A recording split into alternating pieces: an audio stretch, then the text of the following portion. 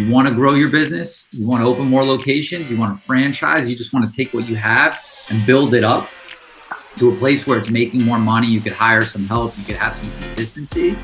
Great, I'm all for that. The thing is, I don't want to see somebody prematurely go out, overextend themselves, spread themselves too thin, and then be in a position where they have to scramble to hold on to everything. By opening an additional location or maybe getting into long distance when you only do local or whatever your version of scaling is, it could put tremendous strain on you and your existing successful business if these things aren't set up right. I want to give you these 8 decisions that you need to make so that you start thinking about this stuff ahead of time and you don't miss anything, because we want to go in prepared. We want to go in ready to go. We want to go in fully committed, right? So I'm kind of giving you the things to think about in order to go in. Let's get into these questions here.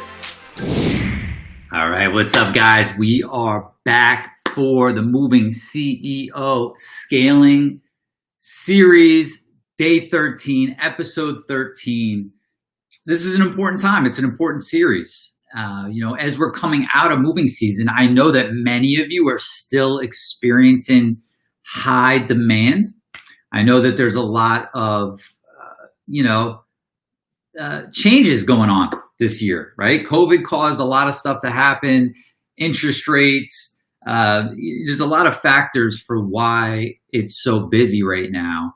And as we come out of that, and hopefully it keeps going, right? I'm not a fortune teller. I don't know what's going to happen, but typically this time of year, things start to slow down. And I'm talking to private clients yesterday that are just crushing it, it's still like October's booked out. They're having busier Octobers that we're not even halfway through than they've had other summers previously. So it's pretty awesome. But at the same time, we need to make sure that we don't allow that, the good times to give us a false sense of confidence to go and just start opening additional locations like it's that easy. And that's really what this whole series has been about. It's like, look, you want to grow your business, you want to open more locations, you want to franchise, you just want to take what you have and build it up to a place where it's making more money, you could hire some help, you could have some consistency. Great, I'm all for that. And the thing is, I don't want to see somebody prematurely go out, overextend themselves, spread themselves too thin, and then be in a position where they have to scramble to hold on to everything, because by opening an additional location or maybe getting into long distance when you only do local or whatever your version of scaling is, it could put tremendous strain on you and your existing successful business if these things aren't set up right. So those of you that have been with us since the beginning of this series, we've started off talking about, what to stabilize in your current business, right? You got to get things like stable and calm. Once you do that, then systematize it so that anyone could do it, right? So that your team knows exactly what to do. So things are done the same way every single time. And you need that in order to be able to, let's say, scale or open an additional office, because when you bring on more people and when you spread yourself out thinner, a lot of that gets lost in translation. Like what you're able to do with your tight-knit group, it's going to become very different as you start to scale. So the systematizing piece is very important. And now we've been talking about scaling. So we are talking today about some decisions that need to be made before we scale, right? And I want to give you these 8 decisions that you need to make so that you start thinking about this stuff ahead of time and you don't miss anything. And I want to give you these 8 things so that as you're starting to scale, as you're starting to get into a new line of business, as you're starting to open new locations, you don't miss anything, right? So I'm kind of giving you the things to think about in order to go in, because we want to go in prepared. We want to go in ready to go. We want to go in fully committed, right? The last thing you want to do is throw something against the wall to see if it sticks when it comes to scaling or expansion. You have a new marketing idea? Great, throw it against the wall. Test it, track it, tweak it, see if it works. If not, get it out. But if you're going to make a strategic move to open another office or a location, or get into long distance, or get into commercial, or get into junk hauling, or whatever it might be, you got to go in there with a plan, and you got to go in there committed to that plan, right? So I just don't want you to miss anything that you could possibly miss without thinking about it, right? Always ask questions. Always ask yourself questions. You know, I'm everything that I need to figure out, I get out either a note app on my phone, or a pen and a paper and a notebook and or journal, and just start writing and asking myself questions. All right, what do I need to do to make this happen? Okay, what roadblocks am I going to run into? Okay, and think through the scenario ahead of time so that you're prepared, right? Let's get into these questions here. First thing you need to ask yourself, right, and kind of use these as a prompt, and then I want you to kind of journal about them later, or tuck them away in your notes if you're not ready to scale right now, right? And have them ready when you are ready to scale, right? Have them ready. You know, always, like I've said it before, never feel like there's too much information coming at you if it's good, valuable information that you're choosing that's going to actually help you.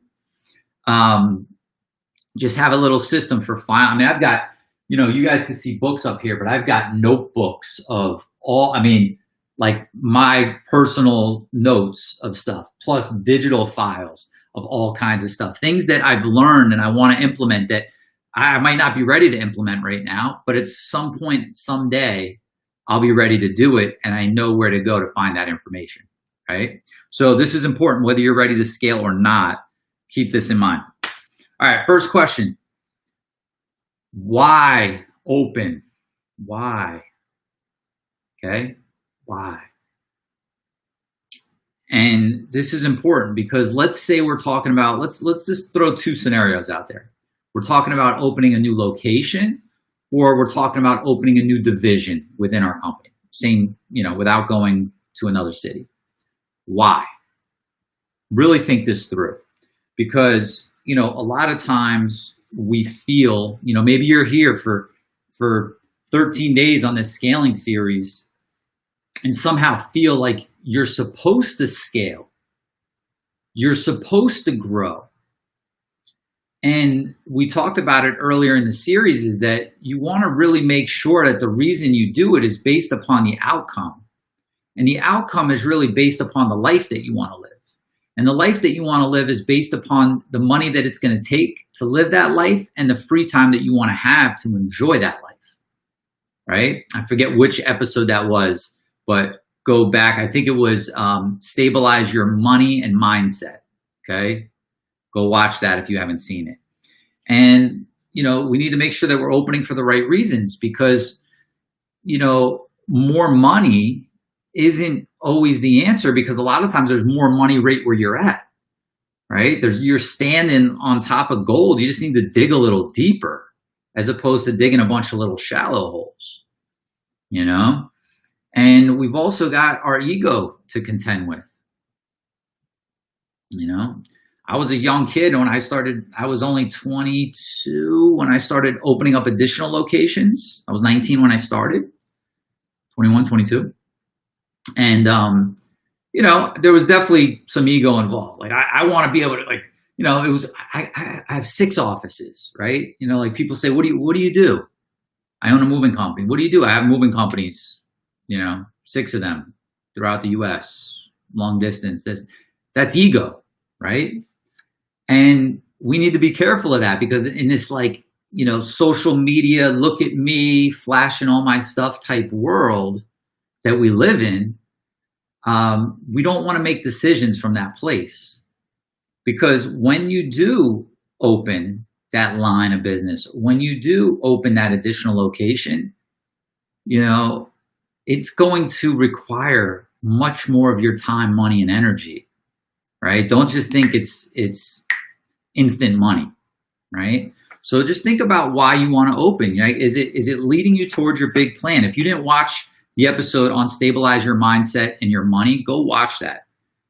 It's important, because we want to build a business as a means to building a life, and we want to establish what that life looks like, what we really want, and then figure out what it's going to take monetarily, money-wise, what it's going to take to live that life, then we reverse engineer that into our plan with our business, right? Like, why open another location and have more responsibility if you don't, if your plan is set with the office you have, right?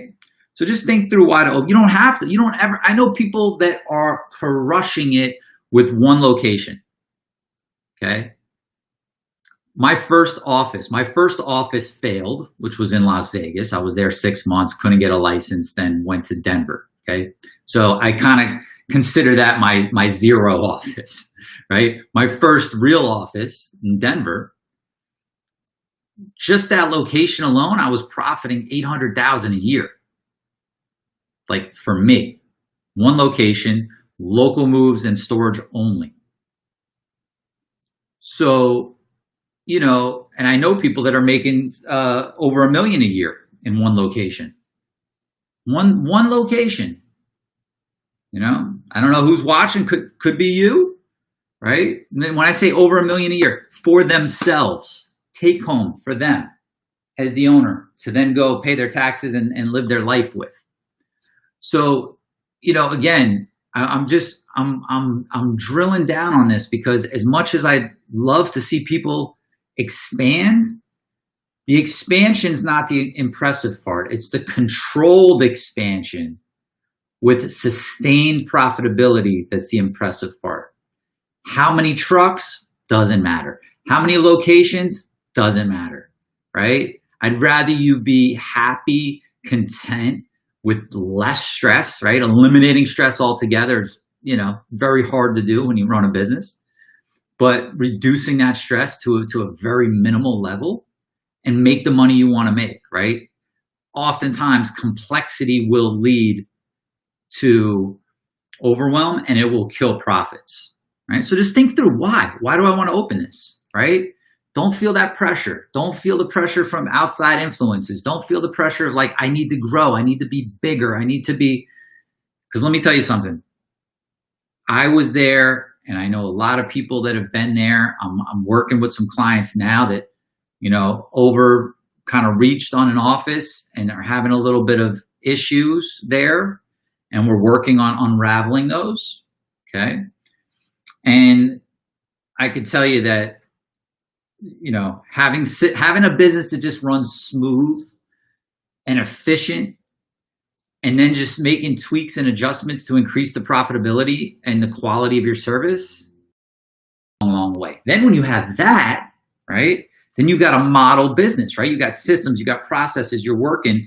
Now, if you're going to scale, decisions to make before scaling, what model are you going to scale with? What model are you going to scale with? We talked about this a couple days ago when I believe the episode was your moving company scalability, I think it was called. And, just because you've got local, long distance, storage, you book all the moves from your office there currently, doesn't mean that that's what you actually have to scale.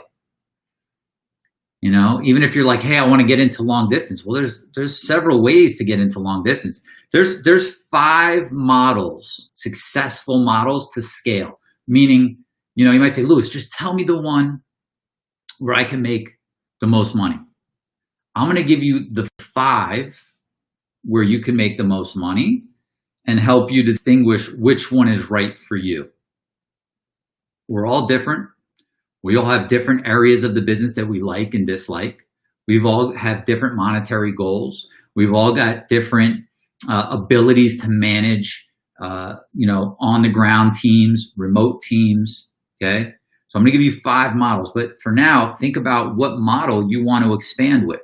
Meaning, if you do local, long distance, you're a van line agent, you've got commercial work, maybe you do military, but now you want to open up other offices. Do you need to actually take that model and open up, or can you do a trimmed down model, right? What model are you going to actually move forward with? Because that's the model you've got to have all your processes ready for, right? Next question to ask yourself before you scale, where are you going to open? Okay, this is kind of specifically for an additional location, but where are you going to open that office? Where and why? Maybe you've established a really good market somewhere near you or somewhere not near you, but you just know, hey, we could go there and we can make money, right? What's the reason? Is it you want to move there yourself? You've got someone that you could send there to open up.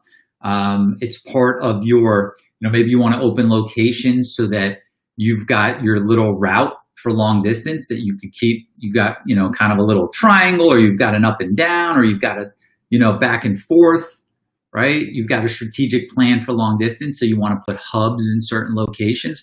Then when will you open this office, right? For me, my locations, in the time period that I was opening up, Yellow Pages was like the dominant marketing source, right? That was like my number one source for a long time, to the point we were spending $250,000 a month on Yellow Pages between all the locations. And well, so when we talk about like where to open, it's like, I was just thinking, I'm hearing myself say it. I'm like, it's so crazy, right? Like the marketing today is so much more flexible, right? So much more dynamic. There's so much you could do, right? It's a little more complex to actually manage it and do it than just putting an ad in, but you've got so much flexibility and you're not stuck with that overall nut every month, no matter what. So anyways, I'll be teaching marketing too, Moving CEO Virtual Summit, by the way, and what to be doing today, specifically what lead sources to use. So when to open. So with Yellow Pages, it was in different cities, there was always a main Yellow Page book, and then of course there was like these other Yellow Page books too, that you felt that you had to be in those as well, or you were going to miss out. And whenever the book dropped, that was the terminology. When the book drops, that's when you want to open up. You want to open up like right around when the book's dropping. So for example, if the book's dropping in October, right, you want to make sure that like right there in October or November that you are open and ready for business, because that's when you're going to start receiving calls. But if we think about like moving season and when things are slower and all that might not be an ideal time to open up. But when you're basing it off the book, then you've got to kind of open up when the book is. But now you could turn on and off marketing like at the press of a button, any time of the year, wherever you want. There's no restrictions. So now you've got to decide when is the best time to open up. Meaning, what time of the year, what month of the year will be your best time? Because there's a lot that goes into this, right? There's a busier part of the year, summer. There's a slower part of the year. There's times of the year where you're going into the holidays. There's the beginning of the year. And when do we really want to get going? Because, summertime, oh yeah, great, it's busy, but it's going to be really hard to hire movers, right? Wintertime, there'll be a lot of movers available, but it's going to be slower. Next question before you scale, who's going to run it? Whether it's a new location or a new division, right? Maybe long distance or whatever, who is going to run it? Let's say we're talking about a new location, right? Who's going to run it? And then what is their situation? Like, what is their comp like? Are they going to be a partner? Are they just going to be an employee? Are they going to be a franchisee? What happens if that person doesn't work out? It happens all the time. What happens if that person doesn't work out? What's the contingency plan there, right? When you start making plans for expansion, we need to, obviously we want to have a positive, we can make this happen outlook, but we don't want to be blindly, overly optimistic and think that nothing can go wrong. We need to look at it and go, what could go wrong? What's going to happen if that person that we send there or that we hire to run that location just doesn't turn out to be what we thought they were, right? Or whatever. People, things happen to people and they change, or they just don't, they're just not the person you thought they were going to be. So who's going to run it? What's their deal? Meaning, are they going to be a partner? Are they going to be a franchisee? Are they going to be a licensee? Are they going to be a GM? Are you just going to hire a dispatcher? Are you going to hire just some movers and let them dispatch themselves? Like, who's going to run that new location or that new division, right? Very important. Then, how much time is this going to take from you? The most common thing I hear from people is, Louis, I don't have the time. I don't have the time, right? Which, if that's an issue, make sure you go back and watch in this series, Stabilize Your Tech and Time, I believe it's called. Stabilize Your Tech and Time. But how much time is it going to take? And whatever you think, when you write this number down, whatever you think this number is, I want you to double it. If you're like, oh, it'll take me 10 hours a week to 20 hours a week. Everybody underestimates this. Everybody underestimates this. They think that, that the person I'm sending there or the person that's going to run that division, they've got it. They're going to handle it. No big deal. I could go about my regular business and I'll just kind of be handling it with some emails and whatever else. In order to get that business up and running and have the momentum to get out the gate quick and successfully build a sustainable business, you're going to need to spend some time, right? So you want to get clear on that, and you want to make sure you have the time, and you want to make sure that the time that you're spending with this new venture, what's getting dropped or what's getting missed or what's getting neglected or what needs to be passed off or delegated in your current business. I think it was yesterday or the day before we talked about, you need to free yourself from the day-to-day, right? You need to be process driven, right? We need to delegate. We need to get things off your plate because you need freedom to scale, right? If you don't have time right now, guys, I'm telling you, like, a new location or a new division is not going to solve your problems.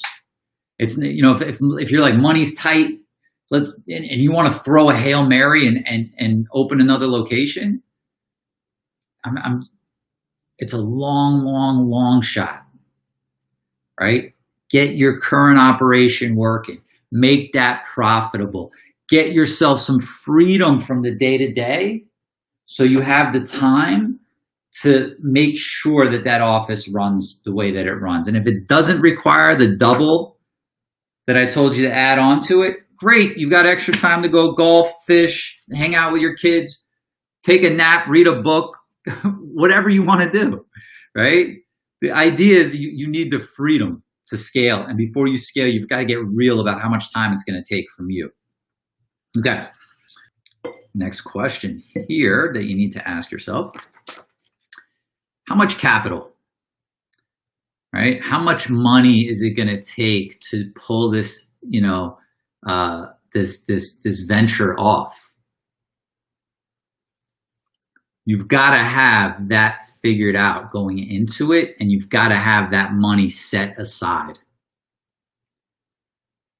You can't open another office. I mean, you can, but it's going to be very stressful and it's going to be very, down to the wire a lot of the times. But you can't open an office thinking that, oh, don't worry, there's a little extra money in our account, and we'll just spoon feed that office as it needs money, right?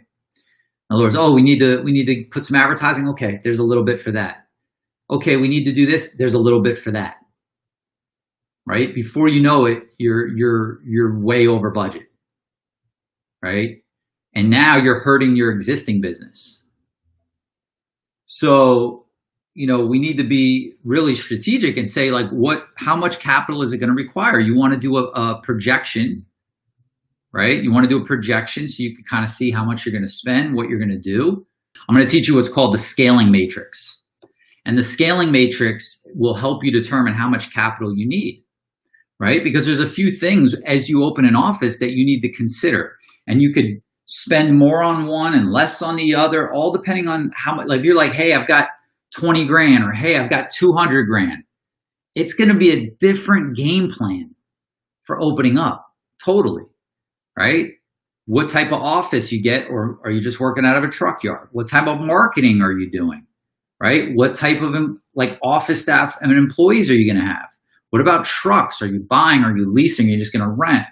All of that, right? That's why it's a scaling matrix, because depending on the amount of money that you have to open, you could, kind of tweak and modify those different areas to meet that budget, right? And just understand what you're gaining by spending more in certain areas and what you're going to be lacking by saving in certain areas, and being okay with that.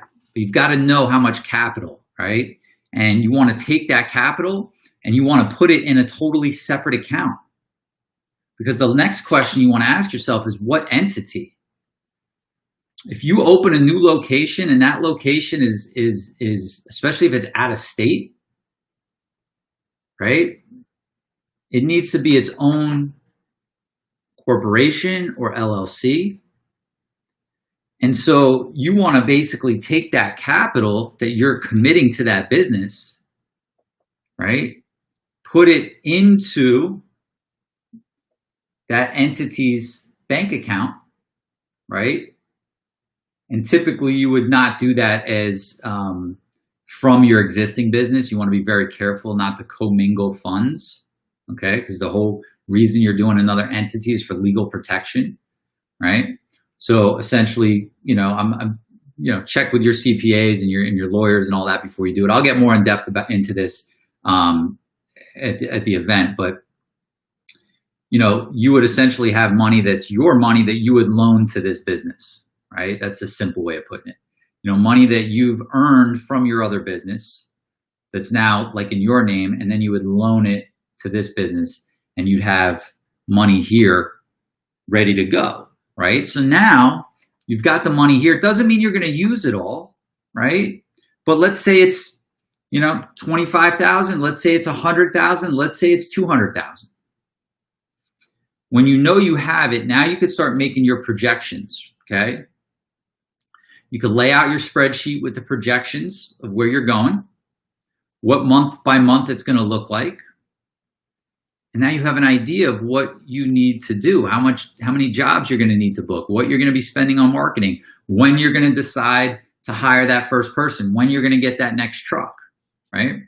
But you've got to have that separate entity, right? You've got, we'll talk more about that at the summit, but when you have a separate entity, typically, you would talk to your lawyers, right? Make sure you don't take legal advice from me. I'm not an attorney. I'm not a CPA. I'm not a tax expert.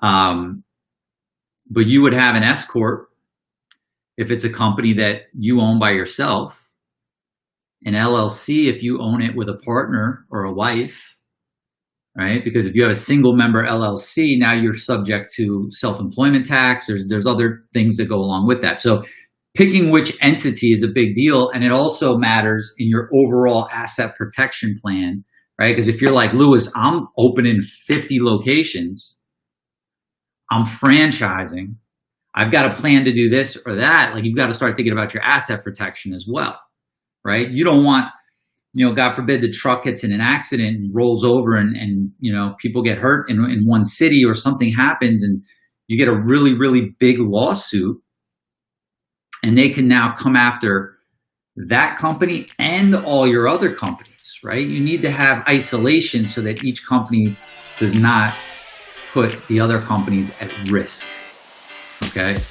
Hey, my friend, before you go, you've got to hurry and watch these next few videos over here. They will absolutely help you take your moving company to the next level. Go watch them now, and I'll see you over there.